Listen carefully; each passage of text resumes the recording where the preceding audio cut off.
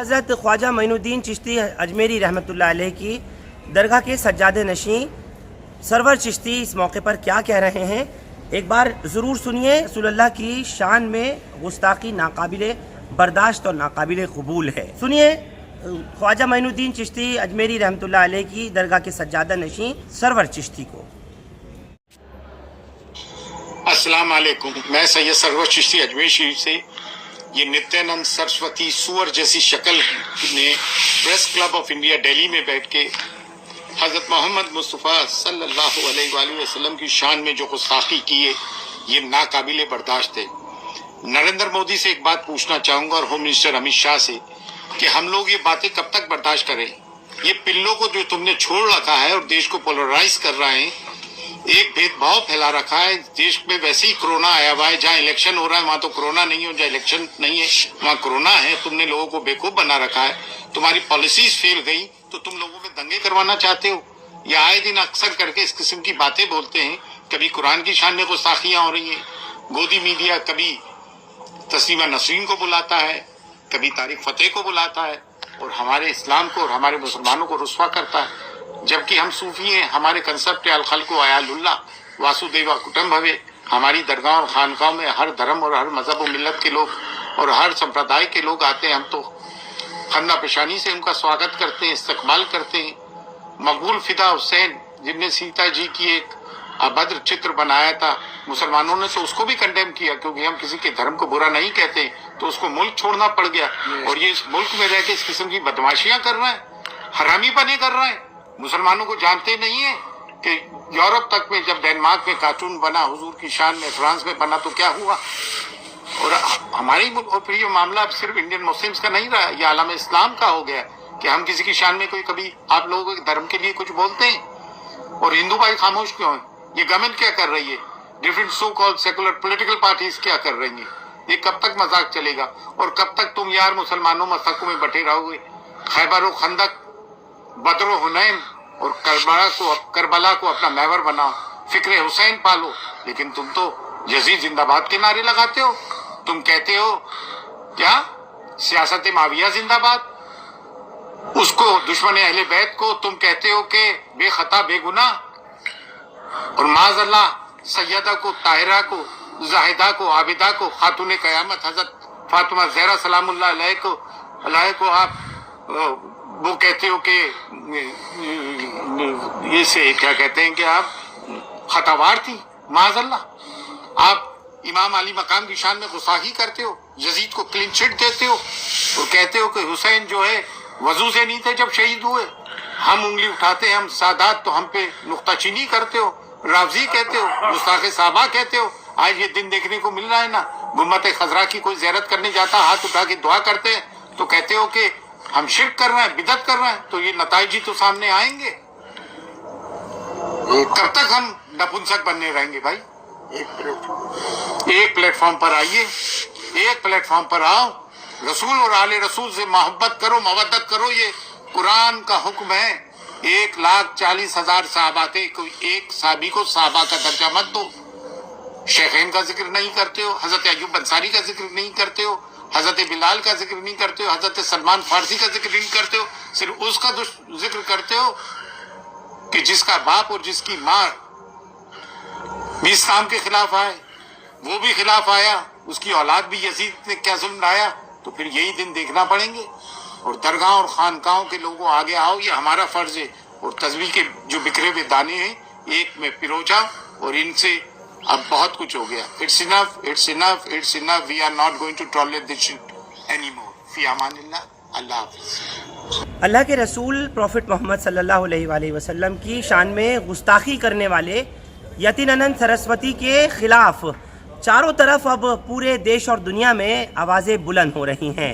हर तरफ जहां इसकी मजम्मत की जा रही है, निंदा की जा रही है, वहीं न सिर्फ मुसलमान बल्कि रसूलुल्लाह से मोहब्बत करने वाले और उनकी अलंबरदार शख्सियत की जो पूरी कायनात में जो रहमतुल लिल आलमीन बनाकर भेजे गए, उनसे मोहब्बत करने वाले गैर मज़ाहिब के नॉन मुस्लिम भी ऐसे बहुत लोग हैं जो आगे आ रहे हैं और लगातार इसके ख़िलाफ़ शिकायत दर्ज करने की, इसको गिरफ़्तार करने की अपील कर रहे हैं।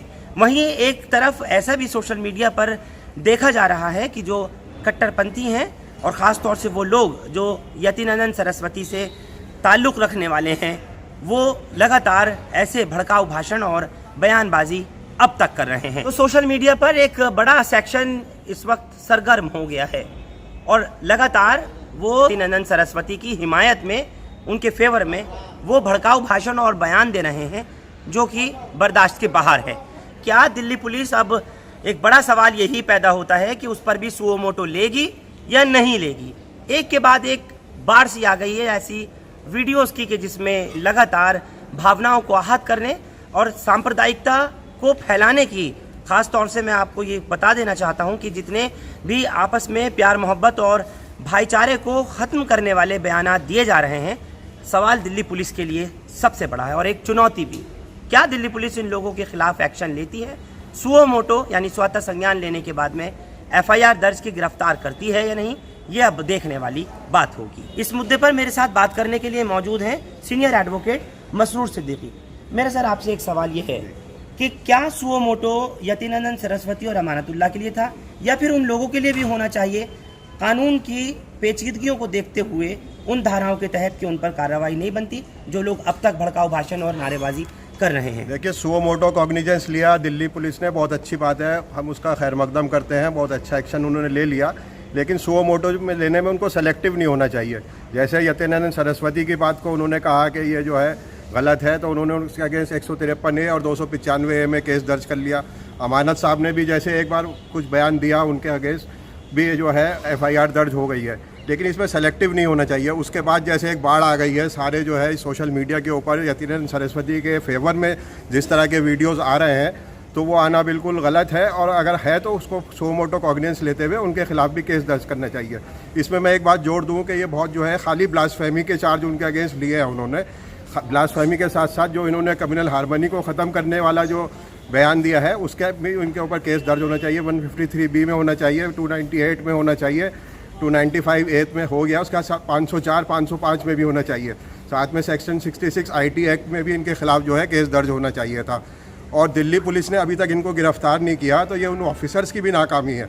तो सेक्शन 221 IPC जो है, अगर कोई पुलिस ऑफिसर का इनेक्शन होता है, उनको पता है कि कोई जुर्म हो गया है और ये कॉग्निजेबल ऑफेंस है, उस इमीडिएटली उसको गिरफ्तार कर लेना चाहिए था। लेकिन अभी भी वो आज़ाद घूम रहा है, तो कहीं ना कहीं कॉम्प्लिसिटी, कहीं मुझे लगता है कि कहीं दिल्ली पुलिस इसमें कोई लीनियंसी बरत रही है या कहीं से उनको कोई डायरेक्शन है कि अब इस पर एक्शन नहीं लेना। ये जज्बात को भड़काने वाला मामला था, इसमें कम्युनल हार्मनी डिस्टर्ब हो रही है, तो इतने लीनियंट सेक्शंस लगाए हैं 153A और 295A, जो खाली ब्लास्फेमी है, हमारे नबी की शान में जो गुस्ताखी है सिर्फ वो है।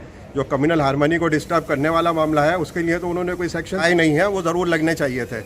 साथ में मैं आपको और बताऊं कि इसमें NSA भी ज़रूर लगना चाहिए। कोई ये मुसलसल इस तरह के बयानात देता आ रहा है, आज कोई नई बात नहीं है। जब नॉर्थ ईस्ट के दंगे हुए थे तब भी इसने कहा था कि इस्लाम को ख़त्म कर दो मारने के लिए, और ये आर्म्स की ट्रेनिंग भी दिलवाता है, जो कि एक इलीगल है, जिसको कोई भी लॉ अलाउ नहीं करता। तो ये ऐसे मुसलसल काम करता आ रहा है, जिसकी वजह से इसके ऊपर NSA लगना चाहिए, इमीडिएटली इसको डिटेन होना चाहिए। लेकिन अभी तक पुलिस इसे नहीं कर पा रही है, वो बहुत गलत बात है। देखिए, जिनका वेस्टेड इंटरेस्ट है, ये सबको पता है कि राइट विंग तंजीमें जो हैं उनका हाथ है। इसकी अपनी एक NGO ऑर्गेनाइजेशन है जिसको स्वाभिमान भारत के नाम से जानते हैं। मुसलसल ये आर्म्स की ट्रेनिंग दिलाता है, छोटे बच्चों को ट्रेनिंग दिलाता है, उनको सिखाता है कि आर्म्स कैसे चलाना है, और उनको बाकायदा बताता है कि आर्म्स आपको किसके अगेंस्ट चलाने हैं, किस कम्युनिटी के अगेंस्ट चलाने हैं, किस कम्युनिटी को ख़त्म करना है। नॉर्थ ईस्ट में दंगे हुए तब भी इसने कहा कि दंगे ख़त्म होंगे तभी जब मुसलमान इस्लाम यहाँ से ख़त्म हो जाएगा, उसके लिए हमें मुसलमानों को ख़त्म करना है। तो इसका माइंडसेट ऐसा बना हुआ है कि मुसलमानों के ख़िलाफ़ जो है लोगों को भड़का रहा है, मुसलसल भड़का रहा है, नौजवानों को भड़का रहा है। जो डासना में मंदिर है, वहाँ इसने साफ तौर पे लिख दिया कि मुसलमानों का इस मंदिर में आना मना है। इसको किसने इजाज़त दे दी? क्या हमारा संविधान इस तरह की इजाज़त देता है कि वहाँ पे ये लिख दे?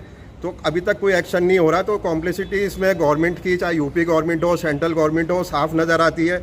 मुसलसल एक आदमी के खिलाफ 2 या 3 FIR इसके अगेंस्ट 153A में हो चुकी है, लेकिन अभी तक ये गिरफ्तार नहीं हुआ, कुछ नहीं हुआ।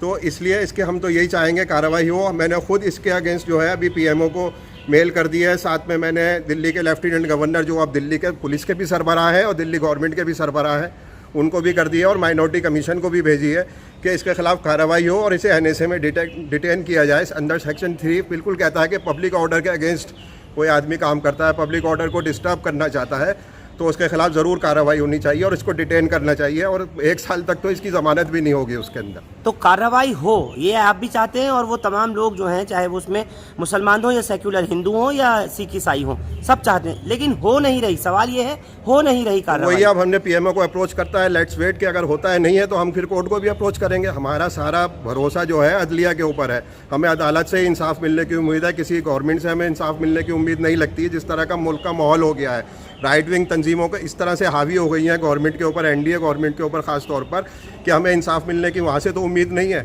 जिस तरह की एफआईआर दर्ज हुई है उससे आपको साफ जाहिर हो जाएगा कि इतने लीनियंट सेक्शंस लगाए हैं इतना बड़ा जुर्म करने के बाद भी।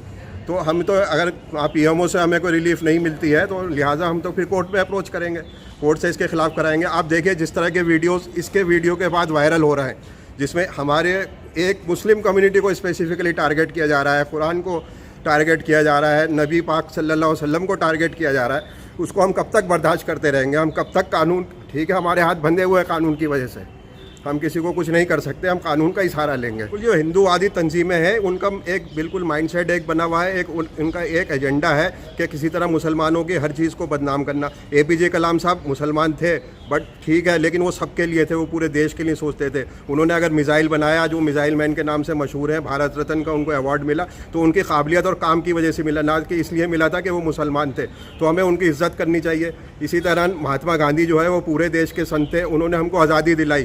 तो आज हम महात्मा गांधी को गाली देने लगे या एपीजे कलाम साहब को गाली देने, ये बिल्कुल मुनासिब नहीं है और गवर्नमेंट को देखना चाहिए। ये हमारे नेशनल आइकन्स हैं, चाहे महात्मा गांधी हो, एपीजे कलाम साहब हो, हमारे नेशनल आइकन्स हैं, हमारे नेशन के प्राइड है। हमें इनकी इज्जत करनी चाहिए, ना कि हम इनकी कोई आदमी बेइज्जती कर दे, इनके मुकाबले में कोई गॉडसे को जो है तरजीह देने लगे।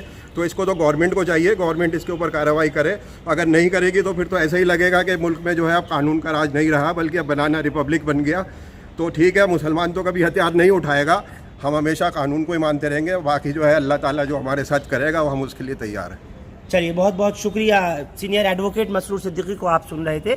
कहा कि अगर कानून कोई कार्रवाई फिर नहीं करेगा तो कहीं ऐसा ना हमको महसूस होने लगे हिंदुस्तान के अवाम को, जो कि दुनिया का सबसे बड़ा एक डेमोक्रेटिक रिपब्लिक है, यहाँ के अवाम को कहीं ये नहीं एहसास होने लगे कि हम एक बनाना रिपब्लिक में रह रहे हैं। और यकीनी तौर पर कहना चाहिए कि चाहे वो मुस्लिम कट्टरपंथी हो, हिंदू हो या किसी भी धर्म से ताल्लुक़ रखने वाला हो, सांप्रदायिकता को फैलाने और उसको यकीन करने वाला, माहौल को बिगाड़ने और आपसी भाईचारे को ख़त्म करने वाला किसी भी कीमत पर कोई भी सरकार हो, चाहे राज्य सरकारें हों या फिर केंद्र की सरकार हो, फ़ौरन एक्शन लेना चाहिए और सख्त से सख्त ऐसे आदमी के खिलाफ कार्रवाई करनी चाहिए ताकि नज़ीर बन सके, मिसाल बन सके। आगे इस तरह का कोई बयान देने से पहले एक बार नहीं 1000 बार कोई कहने से पहले सोचे। बहुत बहुत शुक्रिया हमारे साथ जुड़ने के लिए। हिंदुस्तान लाइव फरहान याहिया आप लोग यूट्यूब पर सब्सक्राइब कर सकते हैं और क्लिक कर सकते हैं बेल आइकन हमारी खबर की पहली नोटिफिकेशन के लिए। फेसबुक पर हमारा page Hindustan live Farhan Yahiya follow और लाइक कर सकते हैं। बहुत बहुत शुक्रिया साथ जुड़ने के लिए। Thank you for now.